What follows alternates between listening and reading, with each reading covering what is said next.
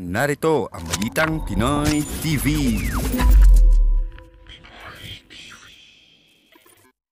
Magandang araw sa atin lahat mga kababayan. Dito na naman tayo sa another episode ng ating vlogs. Pag-uusapan natin ngayon, ito po no. Ang dami po kaso natambakan po tayo. Unlike po before na halos wala tayong may balita. Ngayon po sangkatutak po ang balita. Kaya kung ano na lang po abutin no.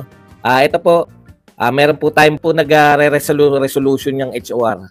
Para saan po yung kanilang mga resolution para lang ipagtanggol si Martin Romualdez. Okay, yan po ang mga pag-uusapan natin. Siyempre, ang walang katapusang atake kay Tatay Digong at sa mga Duterte. No? Bakit po kaya?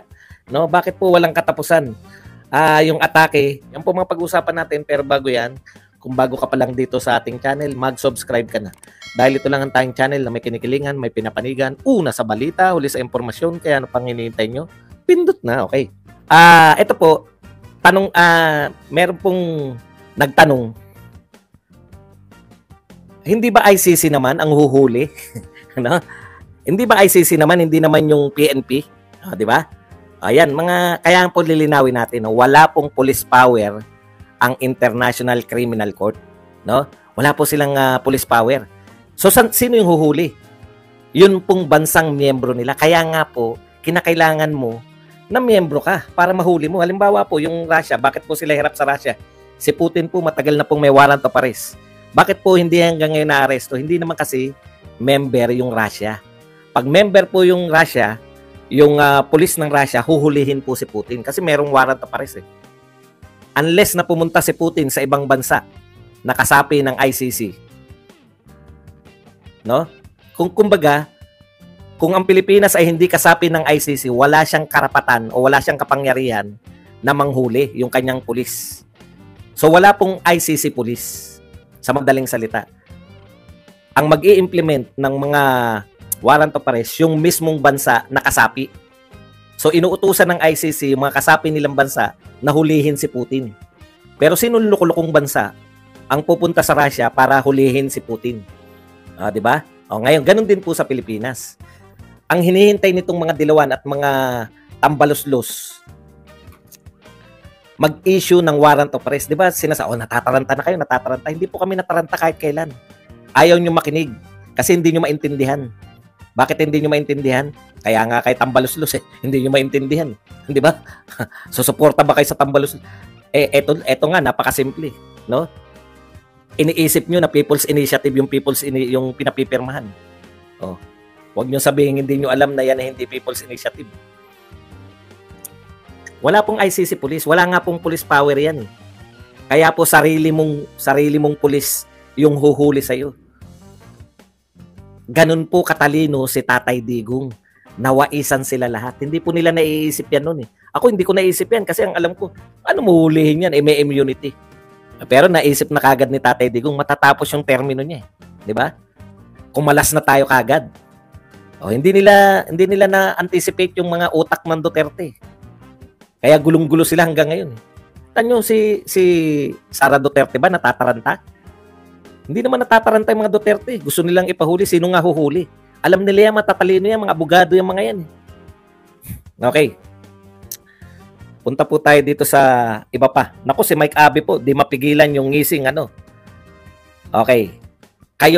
Ang sabi ni Mike Abe, maraming sinabi si Mike Abe, natataranta na raw yung mga Duterte. Katunayan, nag-aaway yung dalawang spokesperson. Una, hindi na po sila spokesperson ni Pangulong Duterte. Spokes sila noon. Diba? Ngayon, hindi na. Wala na spokesperson. Ikalawa, wala po natataranta.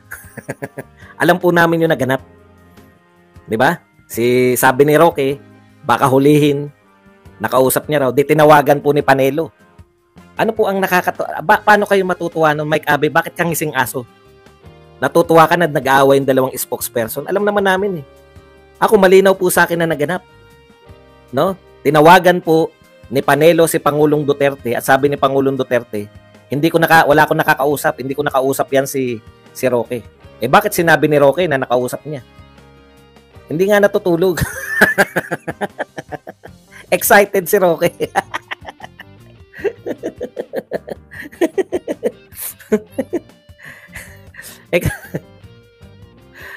tuwan-tuwa talaga, natatawa ko kay Mike Abe. Yung ano, literal po siya na tuwan-tuwa. Alam niyo yun? Yung tawa ng tawa. Naunawaan po namin, ikaw ba namang hindi makatulog eh. Di ba? Sabi ni Rocky, hindi raw siya nakatulog. O baka epekto lang yun na hindi siya nakatulog. Kaya niya nasabi na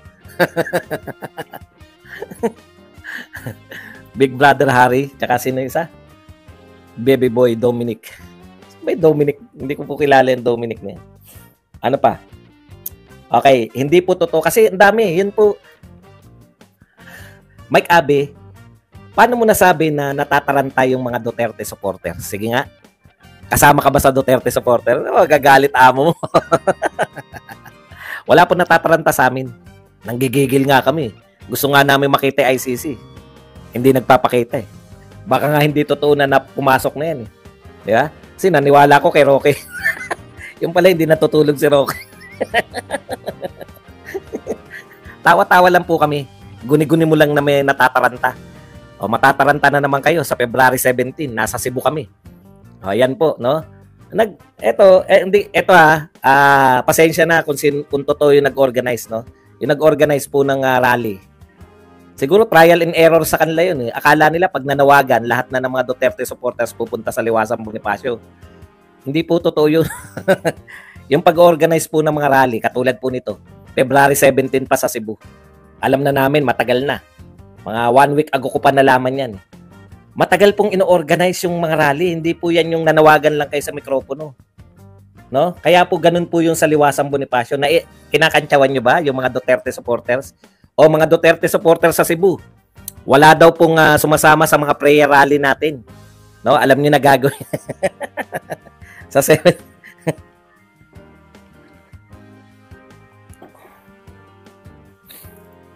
Marilo naman, sabi naman sa'yo, pang matalino to eh. Okay na yan. Bakit naman atakihin? Papakain niya nga sa buhaya yan. Okay, punta na po tayo rito kay Tulfo versus Galvez. Ganito po yan, no? Tinatalakay po doon yung pong, alam nyo, eto si Tulfo, may mga punto naman talaga siya eh. Di ba? Meron po siyang punto. Kaya lang, minsan, sumusobra yung akusasyon niya, yung bibig niya, nakalimutan niya na senador siya eh. Dapat nag-iingat siya sa bawat sinasabi niya, no? Sa mga hindi po nakapanood ng sagutan nila, ganito po yung ano ko lang, no, yung kasi masyadong mahaba kung ikukwento natin lahat. Eh. Okay. Si Galvez, pinagtatanggol nila. Ang iniimbestigahan po yung pagsuko po ng mga MILF. O, 'di ba kasama 'yan sa package na kaya maraming sumusukong mga rebelde dahil may kabuhayan package sila, 'di ba? O pag sumuko ka, kasama po sa mga kasunduan yan, bibigyan ka ng 100,000. So yung punto ni Tulfo, actually maganda po yung pinupunto ni Tulfo eh, di ba? Yung delivery lang po ang masama. Okay. So yung pinupunto ni Tulfo, may susuko, bakit daw yung mga sumuko ay walang mga baril? So pinapaliwanag naman ni Galvez na hindi naman lahat na rebelde may baril. At yung iba pa nga, yung gamit, yung mga malalaking armas, na hindi lang isa yung gumagamit nun. Hindi ko rin maunawaan yun.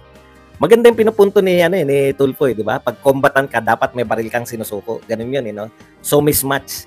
Kaya lang hindi mapaniwalaan ang hindi matanggap kasi ni Galvez, sa totoo lang po. Ang hindi kayang